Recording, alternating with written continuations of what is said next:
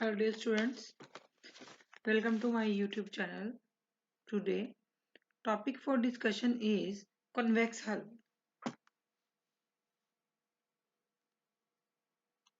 Convex hull. What is this? Beta, it is the smallest convex polygon. It is the smallest convex polygon that contains all the point in the plane. All the points in the plane. Suppose that beta given a set X of point P1 having x1 and y1. बेटा कोई भी point होगा उसके दो axis होंगे ना, x1 और y axis, x axis and y axis. तो x axis is represented by the x1 and y axis is represented by the y1, and second P2 having the axis x2 and the y2 up to so on Pn point having the axis xn and the yn, xn and the yn in plane. Oh, here is a plane. In plane we want to find the convex hull. अभी तुम्हें समझाती हूँ इसका मतलब क्या है. We want to find the convex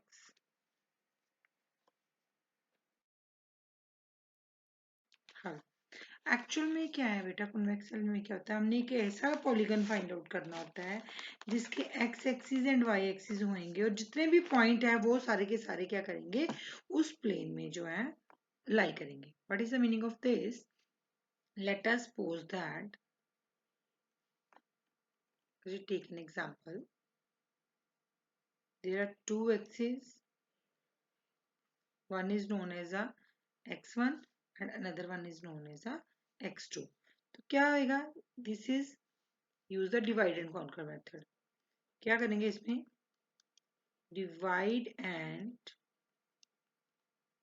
conquer algorithm takes of the order of n log n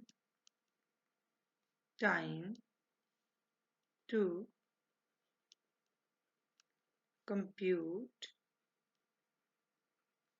convex hull in clockwise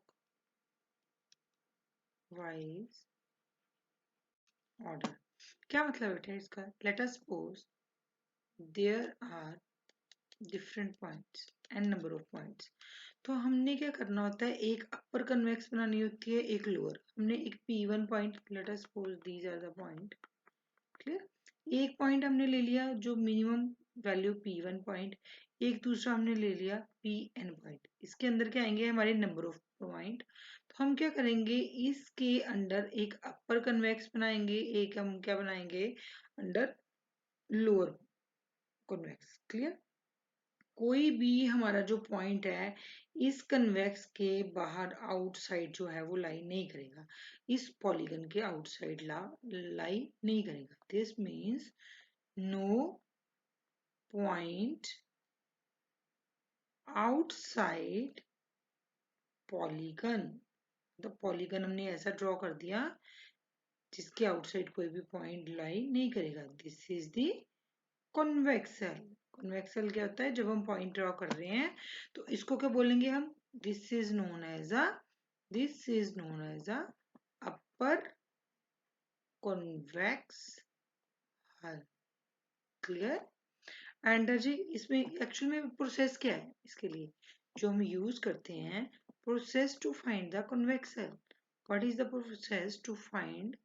process to find convex हल।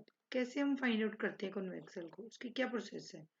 तो सबसे फर्स्ट हम क्या करते हैं, partition partition x into x axis को हमने दो पार्ट में पार्टीशन कर लिया, किसमें? Half of x1 and x2 according to the x coordinate. Hope student first point is clear to all. Coordinate clear?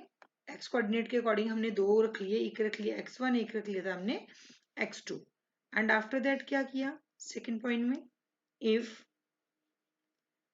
x1 is empty, अगर हमारा x1 में सपोज दैट हमारा x1 में कुछ एग्जिस्ट ही नहीं करता, x1 क्या है हमारा एम्प्टी है, this is the possibility, then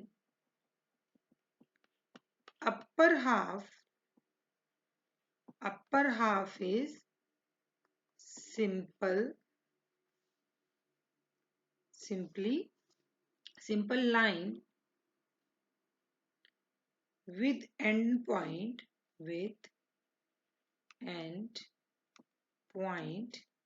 P1 and Pn। अजी क्या मतलब है इसका, ध्यान से समझना।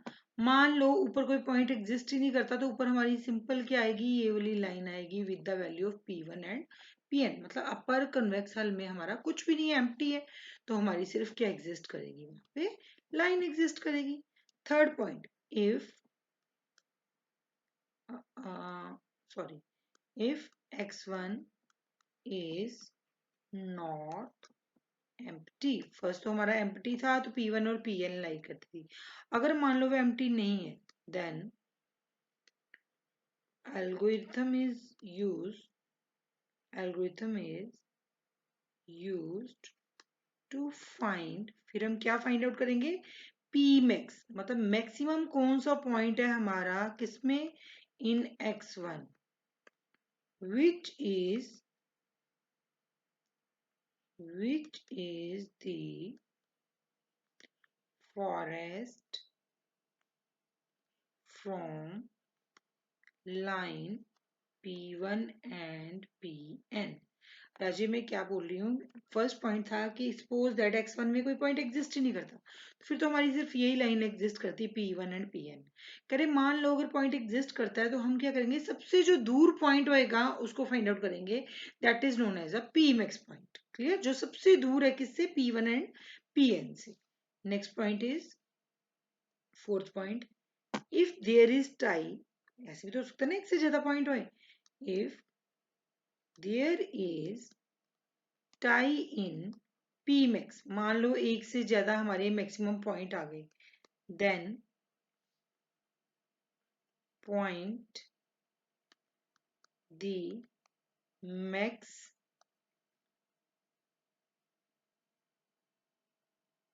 लेस देन P मैक्स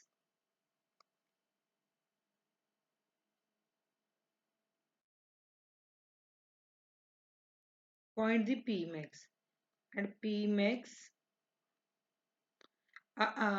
मान लो कि if there is a tie in the P max then point the P max, कोई भी एक टाई हो गया, हमारे दो पॉइंट सेम आ गए, हमें समझ नहीं आ रहा कि इसको P max लेंगे इसको P max ले, तो कोई भी सिलेक्ट कर लेंगे according to the P1 Pn, कोई भी एक सिलेक्ट जो है उसको कर लेंगे, then P max P1 Pn can be selected, तो हम कोई भी रेंडमली उन दोनों में से सिलेक्ट कर लेंगे। Clear? Now what about the fifth point, fifth point क्या कहता है, कन्वेक्सल का कैसे प्रोसेस है, now algorithm identifies all points if x1 are x1 if x1 that are if x1 that are left that are left of line P1 P max go to step 2.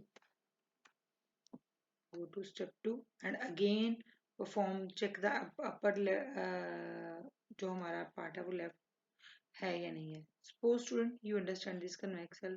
बेटा क्या था, एक ऐसा पॉलीगन एक्स एक्सिस में हम दो axis divide करते हैं x1 एंड x2 और वो पॉइंट फाइंड आउट करते हैं जो सबसे दूर होता है किससे, p1 एंड pn से. जो p1 and pn number of points lies between the p1 p2 p3 p4.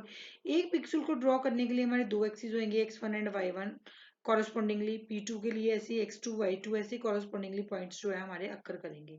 हम number of points find out करते हैं. हम क्या इसमें क्या करना होता है, एक ऐसा पॉलीगन ड्रॉ करना होता है जिसमें सारे पॉइंट जो है वो विद इन दिस पॉलीगन ही लाई कर जाएं.